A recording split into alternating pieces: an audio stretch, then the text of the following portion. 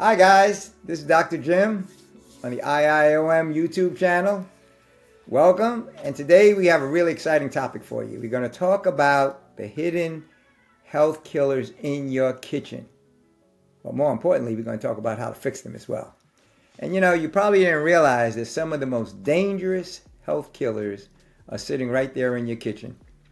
And you probably use them every day, not thinking about them, thinking that they're safe. You might even be thinking that they're healthy.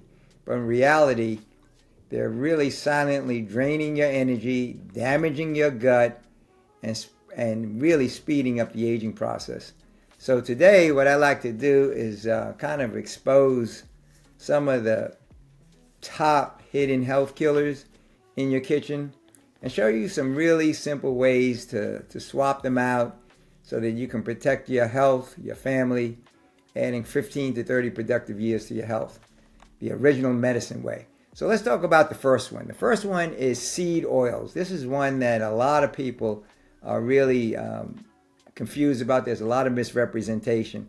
It's a very powerful but silent inflammation trigger. And so let's talk a little bit about these seed oils. They include things like soybean oil, corn oil. Canola oil is one of the worst. That's not even a real oil. It stands for Canadian oil. And it really has a component that was used in mustard gas in World War I. But anyway, canola oil, sunflower oil, those are the main ones. And they're marketed as heart healthy, but in truth, they're really highly processed. They oxidize real easily. They're really highly sensitive to light and heat. And they drive inflammation throughout your entire body. And chronic inflammation is the foundation for a whole host of issues. Anything you see at itis, like arthritis, and even things like heart disease, even dementia. So all of these are very, very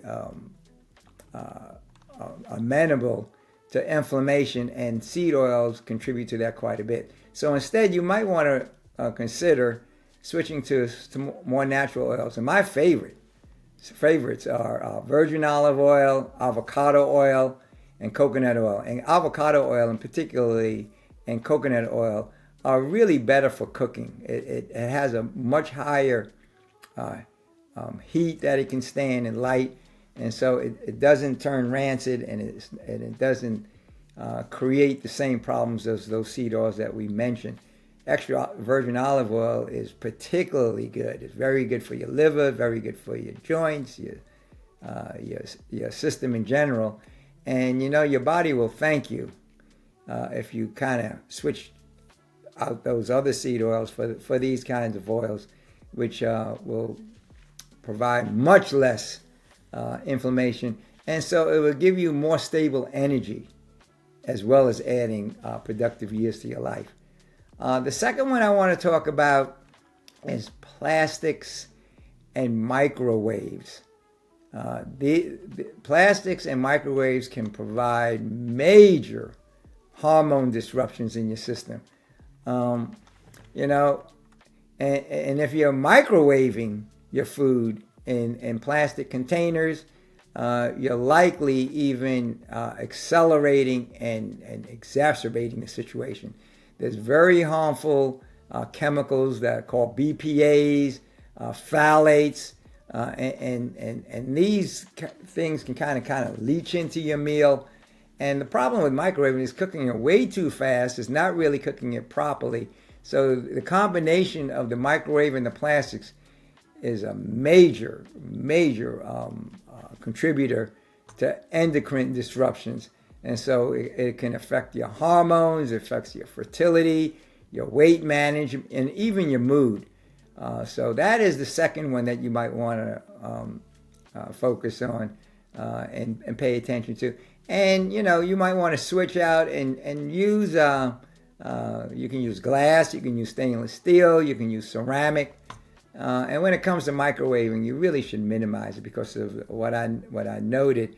It really is heating the food too fast. Yeah, you have to do it every now and then, but don't make it a regular part of your routine, and try to switch out to some of these cleaner, safer options. Okay, the third one I want to talk about, and this is one that gets a lot of people, it's these artificial sweeteners.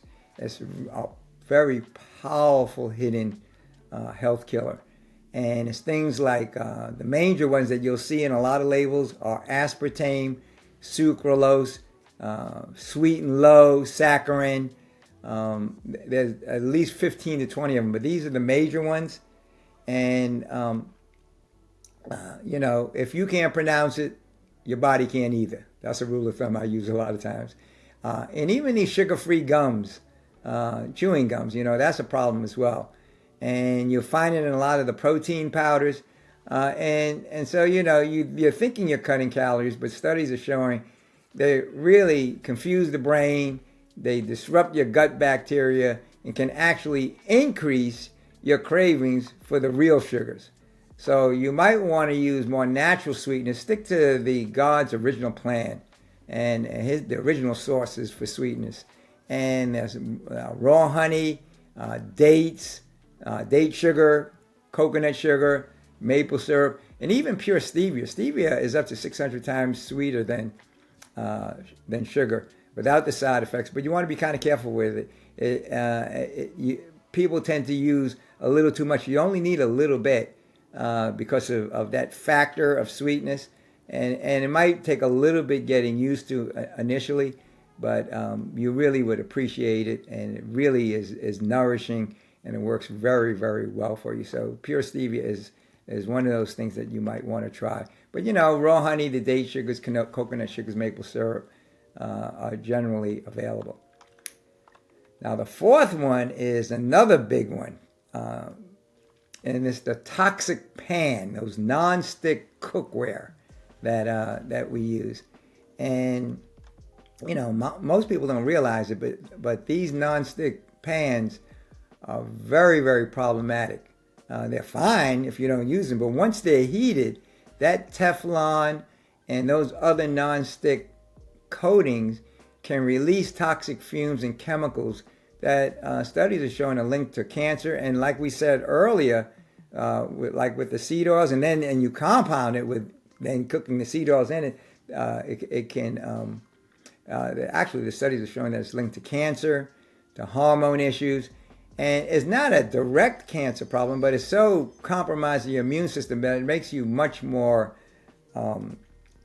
vulnerable to cancer. So think about it.